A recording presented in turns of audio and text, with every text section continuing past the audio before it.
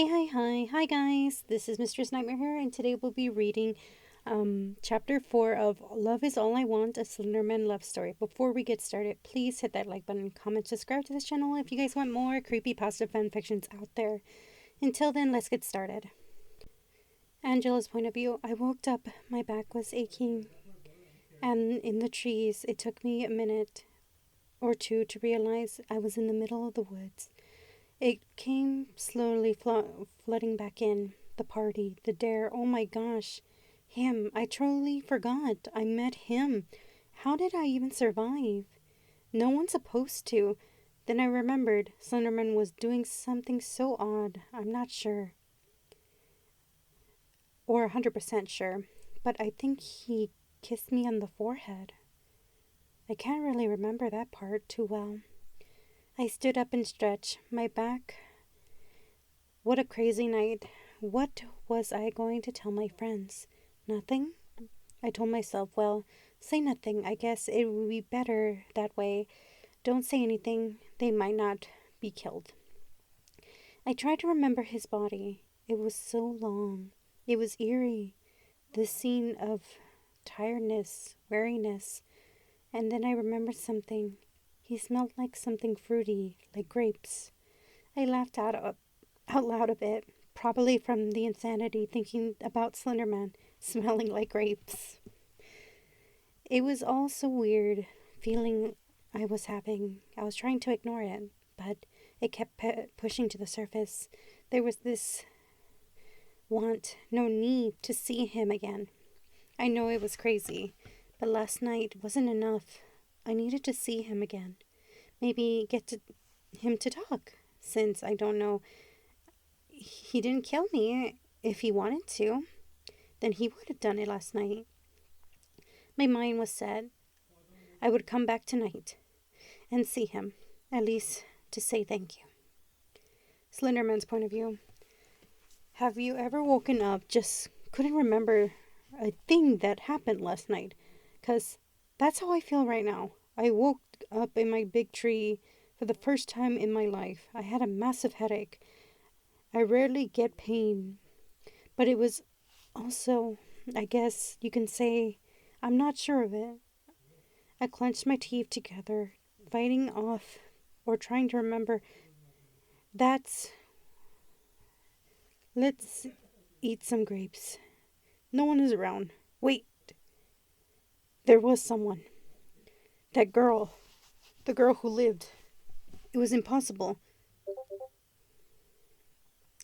But it was too good to be true. People usually die from fright, usually screaming themselves to death. So why didn't she? But it wasn't like I wanted to kill her, and I don't want her to die. I didn't want anyone to die, especially her. She was so brave. She actually walked up to me. I'm probably mostly intimidated thing in the world, and she had wavy black hair that was braided, and the night and gray eyes that shone with fear and courage at the same time. She was probably 16 or 17 with creamy white skin.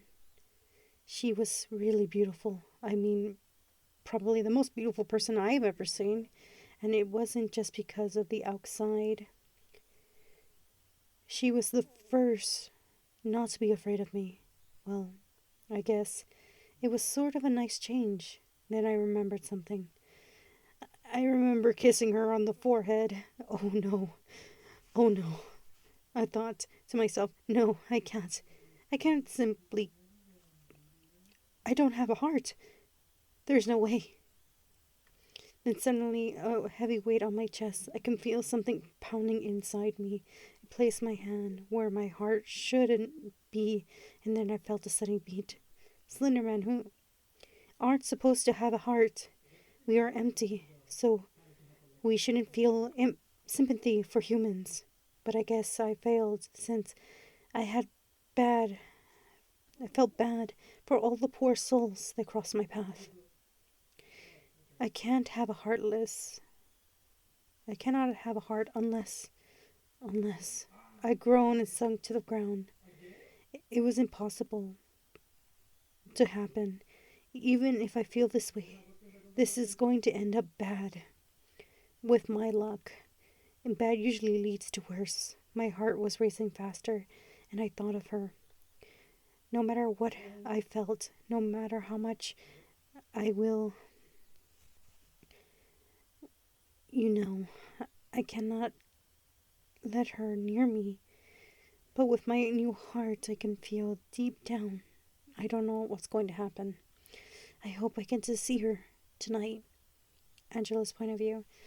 It was hours since I managed to get out of the woods and back home. My parents were home because they were always busy on business trips. I woke up in my room, changed some clothes, and slipped onto my comfortable dark green tee and jeans. Then I brushed my hair and then wiped some dirt that was on my face.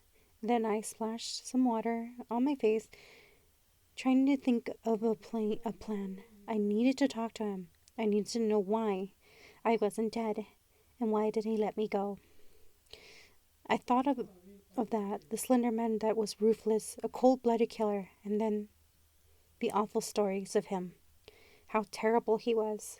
But I met someone who wasn't anything like those. My phone was going off all day. People were asking me if I was alive. James texted me asking if I could bring him a beer, which I completely ignored. I completely ignored actually everyone. I didn't feel like talking, especially to that one person. It was getting late. It was almost 9 o'clock. I zipped up my black hoodie and grabbed my flashlight. Luckily, the woods were right in my backyard, so I can go in without having having me drop off. I chucked the light and shined to the ground in case there was anything impossible I can trip on. It was a bit chilly enough to see my own breath, but I didn't mind. I was too preoccupied to think of anything else. It seems like forever until I finally found the big tree again.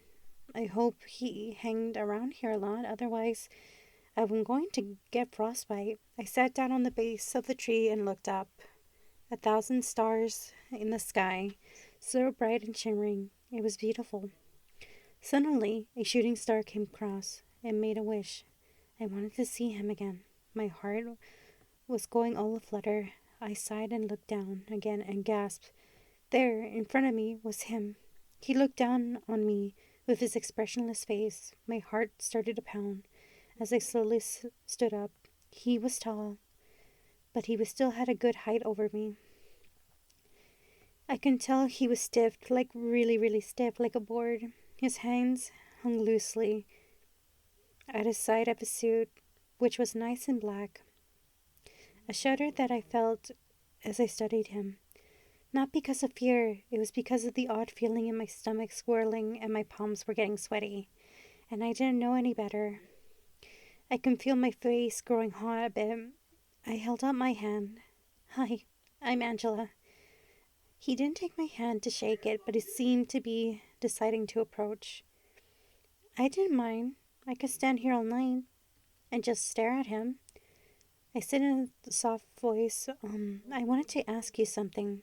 He just stood there, still, as I cleared my throat a little and said more with confidence. Why did you let me go last night? Suddenly the wildest, craziest, terrifying thing happened. Slenderman, the cold-blooded killer, the stalker, the shadow, hugged me.